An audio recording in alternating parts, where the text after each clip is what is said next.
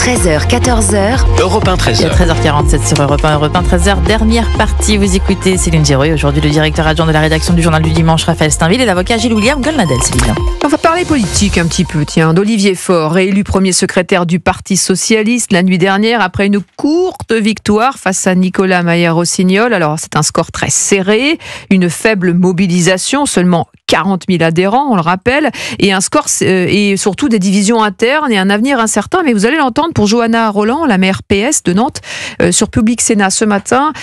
Il n'y a pas de psychodrame. Nous avons surtout un vote clair et un parti apaisé. Et ça, pour moi, c'est absolument essentiel parce que demain, on aura besoin de toutes les forces, de tous les talents des socialistes pour les batailles que nous avons à mener. 50,9% pour vous, c'est un vote clair et un parti apaisé ? C'est un vote serré, bien sûr. Mais c'est un vote apaisé. Et je le redis, parce que pour nous, c'est essentiel. Si on veut être audible, on doit passer notre temps, non pas à se chicaner, pardon de le dire de manière un peu simple entre socialistes, mais vraiment se tourner vers le pays, vers les Français. Allez, une réaction chacun. Apaisé, vraiment, ce PS ?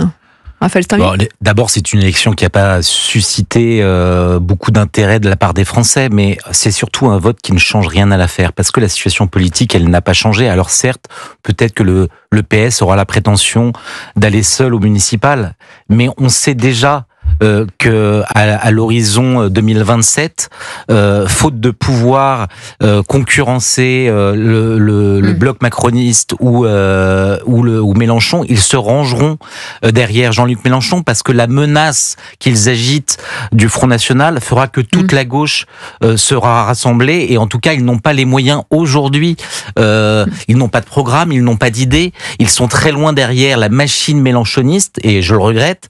Mais donc ce PS affaibli, sans personnalité, d'une certaine manière, quand bien même il fait timidement acte d'indépendance par rapport à la France insoumise, la vérité c'est qu'il se rangera, il pactisera une nouvelle fois avec la France insoumise. Et pour éviter peut-être le crash vécu par Anne Hidalgo en 2022, 1,75% des voix.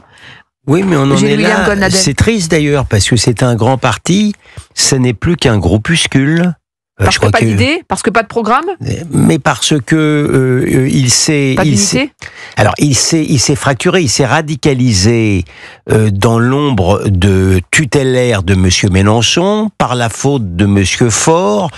Pour être juste, Monsieur Faure n'a pas trahi ses idées, parce qu'il a toujours été à l'extrémité gauche du Parti Socialiste, un peu à l'instar de Monsieur Hamon. Donc il n'a pas trahi ses idées. Il est très proche de Monsieur Mélenchon sur le plan idéologique. Mais du coup, entre ceux qui votaient socialistes et qui sont partis chez les amis de Monsieur Macron, et l'extrême gauche du Parti socialiste qui sont partis à la France insoumise, il reste plus rien, et c'est très triste, parce que il aurait dû y avoir encore une place, mais ça montre aussi une radicalisation de la gauche.